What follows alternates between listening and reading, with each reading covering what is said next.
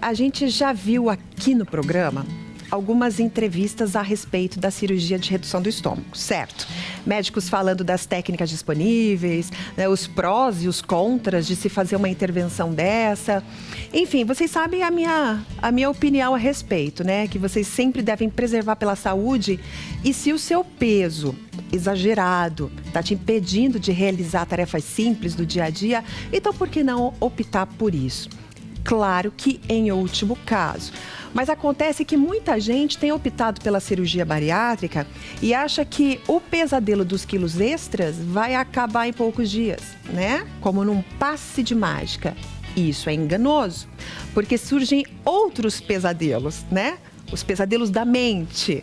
O medo ronda a cabeça com aquele único pensamento clássico de quem passou por uma cirurgia de redução do estômago. Será que eu estou emagrecendo? Isso porque o desejo, né, é tão grande de emagrecer, né, que a pessoa às vezes não sabe como lidar com isso. Então, como lidar com esses medos e com as reações que a mente lança para o corpo?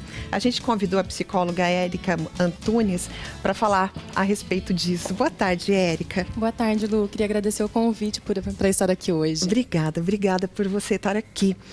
Érica, depois que a gente anunciou, né, a entrevista de hoje, a gente recebeu alguns e-mails e são perguntas que realmente de pessoas que passaram pela cirurgia.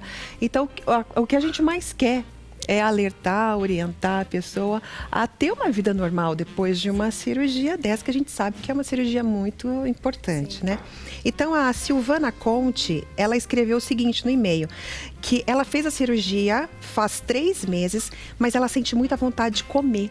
E ela pergunta por que a fome continua? Na verdade, assim, Lu, a cirurgia, o processo cirúrgico, ele elimina uma parte do estômago. E nesse pedaço que é eliminado do estômago, é eliminado também a grelina, que é um hormônio da vontade de comer. Por que a vontade de comer continua nesse processo? Tudo tem a ver com a compulsão alimentar muitas vezes. Então, às vezes a pessoa tinha compulsão alimentar antes de fazer a cirurgia, mas como ela comia numa grande quantidade, sem ter que medir a quantidade de comida, isso não aparecia. Uhum. Como ela faz a cirurgia e a quantidade de comida diminui drasticamente, né? Os primeiros 15 dias é uma dieta líquida, aí passa para uma dieta pastosa, a partir daí começa a incluir os alimentos sólidos. Uhum. Muitas vezes, ela não conseguiu trabalhar a compulsão alimentar dela antes, e isso se reflete agora. Por isso que muitas vezes se escuta falar da compulsão por álcool ou por droga. A pessoa faz a cirurgia de redução do estômago e acaba, né, aquela compulsão que era por comida é transferida por outra coisa. Exatamente, pode ser transferida para outra coisa, sim. Então, às vezes a pessoa começa a beber, né, joga isso para bebida, ou então sai comprando um monte de coisa. Exatamente. Não é, Érica? E a compulsão, o que é a compulsão? Que todo mundo escuta, sabe, né? Escuta, mas não sabe o que é.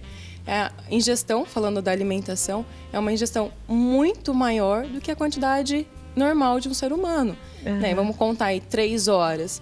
Em 3 horas se faz 2 refeições. Né? Vamos por café da manhã e a colação às 10 ou às 11. Essa pessoa, ela come muito mais esse período. Não consegue de ver tempo. o fim. Ela não consegue ver o fim. Teoricamente, né? Então, aquela pessoa, não dá para generalizar. Claro, cada caso é um caso. Mas quando você fala assim, eu não consigo parar de comer o chocolate, tem que comer até um fim, então a gente tem que repensar isso. O que está acontecendo? Ô, Érica, isso que você está falando é muito sério, porque quando a pessoa passa por uma cirurgia bariátrica e é arrancado de uma hora para outra, né? Esse prazer que ela tinha, que era comida. Então, realmente, o trabalho psicológico nessa pessoa é muito importante para que ela não transfira isso para outras coisas. Exatamente. Não é? E é difícil, pelo menos no meu meio clínico, as pessoas voltarem no tratamento pós-cirúrgico. E é de suma importância que a pessoa volte ao atendimento para trabalhar essa compulsão, para trabalhar uma ansiedade. Você falou no começo do programa, da chamada, das pessoas que acham que isso é a resolução do problema dela. E não é. A obesidade, ela é uma doença crônica, ela não tem cura. Se a pessoa não muda o comportamento, se ela não muda o estilo de vida dela, ela volta a engordar. E mudar o hábito, eu vejo que é o mais difícil, concorda? É complicado. É muito difícil você mudar o hábito, principalmente para uma pessoa que passou por uma cirurgia de redução do estômago, que era acostumada a comer uma montanha, digamos, né, de comida, e agora não cabe mais. Não cabe. Nem que ela tente, não vai caber. Entendeu? Vai caber o quê? 100 ml? 150? 200. Dentro do estômago? Mas ela estava acostumada a tomar 1 litro. Sim. E aí? Então, essa mudança de hábito tem que ser muito trabalhada, então. E tem que ser em conjunto. Eu falo no meu meio clínico que a pessoa ela tem que fazer atividade física, ela tem que ter um acompanhamento nutricional, ela tem que ter um médico acompanhando ela, porque vai ter que mudar. Não adianta. Tem que ter também um acompanhamento psicológico. Tem que ter também um acompanhamento Antes, psicológico. durante E depois. e depois. Sempre. Sempre. Para que não se torne compulsivos em outras áreas. Exatamente. Vamos continuar respondendo as perguntas aqui, Érica. Ó, a Giovana, ela diz que ela não tem fome. A Giovana também fez cirurgia de redução. Mas ela tem vontade de comer. É normal? A vontade de comer sempre existe, né? Eu também, viu, Giovana? Pra magra. Eu falo que eu sou magra, mas assim, eu também tenho muita vontade de comer. Né? Eu vi esses dias em outra emissora falando a mente gorda e a mente magra. Isso. Por que a pessoa tem pensamento de gordo e pensamento de magro? Eu acho que a questão não é pensamento de gordo e pensamento de magro. Porque não que eu seja magra, eu não sinto a vontade de comer gordices, vamos dizer assim. Né? O que tem que cuidar? Você é privilegiada, então, Érica? Olha o corpinho da Érica. Magrela, gente. Magrinha e tem um monte de vontade de comer. A genética ajuda também. Deus. O que acontece, Deus, né? Tá, vai.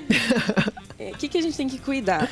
A vontade de comer, nem sempre, ela é muito mais inconsciente do que consciente.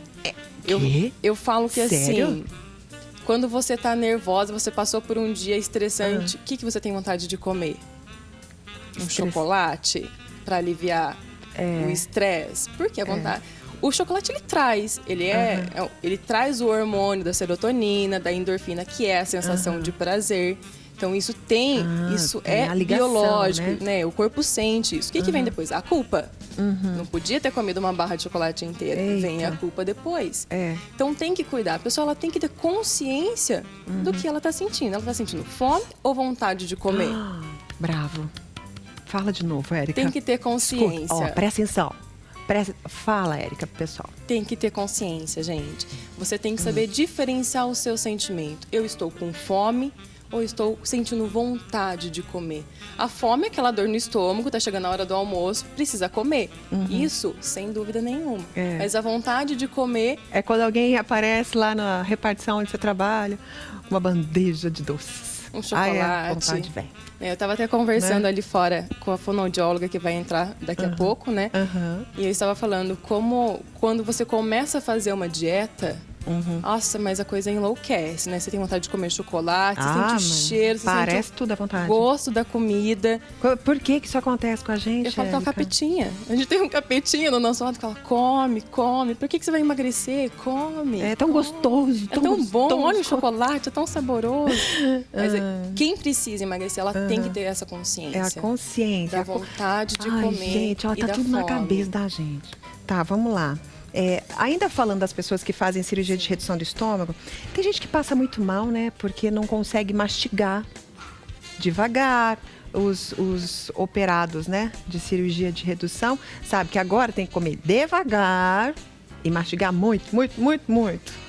Né? Também a mudança de hábito. Na verdade, não só quem faz a cirurgia, Todo né? mundo, né? Todo mundo deveria. Minha nutricionista me puxa a orelha. Você tá comendo, você tá mastigando 30 vezes por dia, mas tem que mastigar tudo isso. Tem que mastigar tudo isso. Tem que se policiar em todo momento. Essa falta de vontade de comer, ela tem que ter esse cuidado. Porque logo no pós-cirúrgico, tem a dieta líquida. A cada 2 horas, a pessoa tem que estar ingerindo um líquido. Tem que ter esse cuidado, tem que ter esse acompanhamento com o nutricionista. Não dá para deixar de lado. Ela vai acompanhar. Depois que faz a parte líquida e a pastosa, a nutricionista tem que ter o cuidado de ingerir na alimentação carne, carboidrato. Porque tem gente que fala assim, eu não consigo comer carne mais. Possivelmente, a primeira ingestão foi errada. A nutricionista não cuidou dessa ingestão. Olha, eu vejo que a nossa entrevista agora com a Érica, que é psicóloga, eu acho que, além de ter sido muito direcionada para pessoas que fizeram cirurgia de redução do estômago, eu tenho certeza que você, assim como eu, tirou muitas dicas, né, das questões psicológicas que afetam não só o operado, mas pessoas normais como a gente, né? Que passa vontades, que precisa se alimentar de forma correta, que precisa mastigar, precisa comer certinho e precisa, na frente do prato, pensar, eu vou comer ou vou me alimentar? É gulodice ou é fome? Não é verdade? Então, são dicas que a Érica trouxe pra gente levar isso para sempre. Tá bom? E eu acho que a palavra que mais marcou aqui na nossa entrevista foi a mudança de hábito, que não é fácil. Com certeza. Né? Eu falo que eu tive que mudar o meu hábito alimentar, porque eu comia muito errado. A minha nutricionista, ela fala que eu fui uma paciente, não um exemplo, porque acho que eu tenho muita coisa para mudar ainda, mas assim, pelo jeito que eu comia, pela qualidade do alimento. Você conseguiu mudar. Eu consegui também. mudar. Foi difícil. Tirar o doce da minha alimentação foi difícil. Mas é possível, gente. Mas é Todo possível. mundo consegue. Então, Eu acho errado falar assim, não, você não pode comer um doce. Eu acho que você tá com vontade? Come. Saiba controlar a sua vontade. Você não vai comer um brigadeiro inteiro. Dá um pedacinho. moderação, né? Exatamente. Não vai comer a panela toda de brigadeiro. Eu sei que é gostoso. Ai, é bom, né? Tem que controlar. Tem, bom? tem que Adorei, controlar. Érica. Obrigada, Muito Lu. Obrigada por essa oportunidade. Obrigada a você.